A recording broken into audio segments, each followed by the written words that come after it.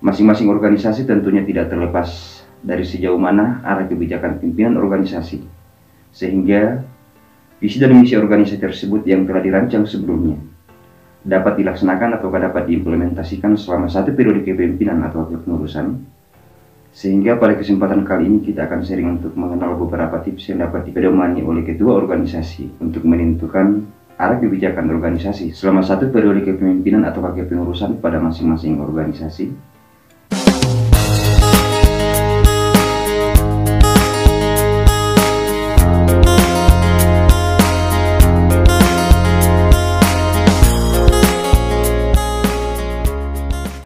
Halo sobat, senang dapat kembali bertemu dengan Anda. Apa kabar? Semoga sukacita dan kabar baik adalah bahagian daripada kehidupan kita. Masing-masing organisasi tentunya tidak terlepas dari sejauh mana arah kebijakan pimpinan organisasi, sehingga visi dan misi organisasi tersebut yang telah dirancang sebelumnya dapat dilaksanakan atau dapat diimplementasikan selama satu periode kepemimpinan atau kepengurusan.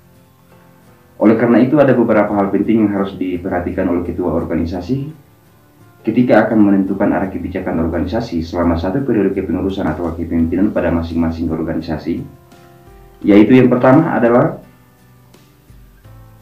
ketika baru terbentuk organisasi yang baru, maka untuk menentukan arah kebijakan pimpinan organisasi atau ketua organisasi tentunya tidak terlepas atau selalu berpedoman pada visi dan misi organisasi. Sehingga sebelum membentuk organisasi tersebut tentunya tidak terlepas dari adanya visi dan misi organisasi yang akan dijadikan oleh ketua organisasi bersama dengan komponen-komponen pembentuk organisasi untuk merumuskan arah kebijakan organisasi selama satu periode kepengurusan atau kepemimpinan organisasi ke depannya.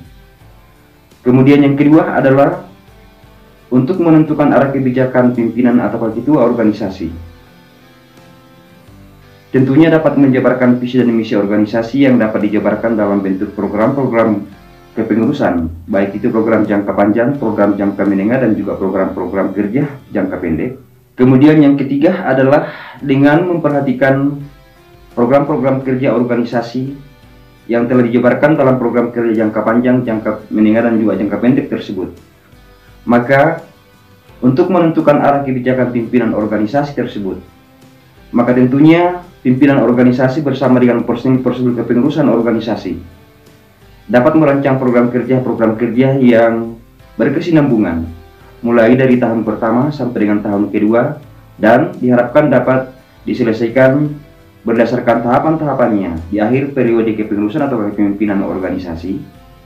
Kemudian yang keempat adalah berdasarkan program-program kerja, baik itu program kerja jangka panjang, jangka menengah, dan juga jangka pendek tersebut, maka diharapkan pimpinan atau ketua organisasi diharapkan dapat membuat program-program kerja tahunan, di mana melalui program-program kerja tahunan tersebut diharapkan dapat menentukan program-program kerja berdasarkan skala prioritas, dan juga tentunya selalu memperhatikan program-program kerja yang telah dilaksanakan di tahun sebelumnya sebagai rangkaian untuk melaksanakan dan juga mengimplementasikan program-program kerja tersebut.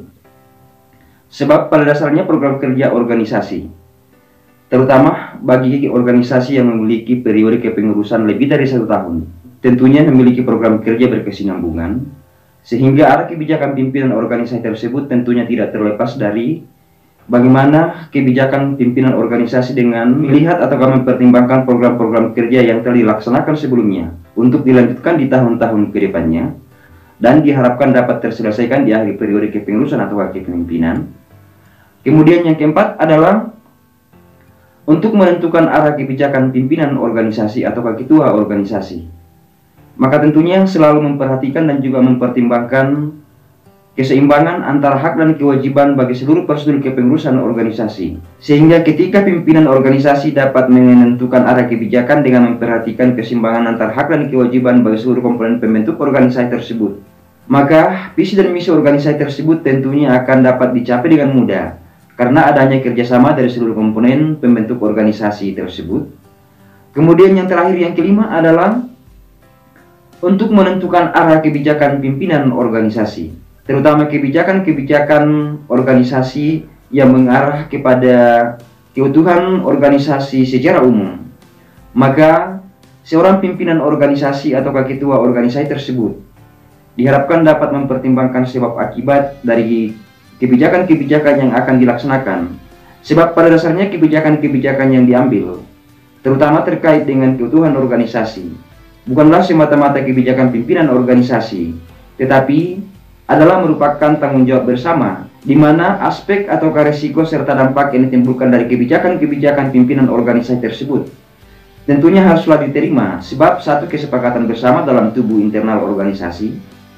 Dari beberapa poin tersebut dapat kita melihat bahwa pada dasarnya untuk menentukan arah kebijakan pimpinan atau ketua organisasi selalu berpedoman pada visi dan misi organisasi yang pada dasarnya dijabarkan dalam program-program kerja kepengurusan organisasi, baik itu program kerja jangka pendek, jangka menengah, dan juga jangka panjang.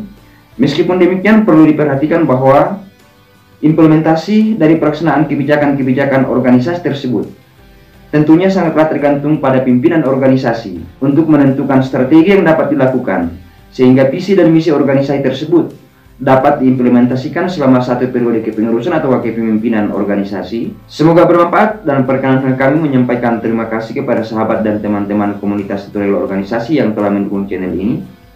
Dan bagi sobat dan teman-teman yang baru melihat dan baru berkunjung dan berkerinduan untuk belajar seputaran organisasi, silakan bergabung dengan saya melalui channel tutorial organisasi.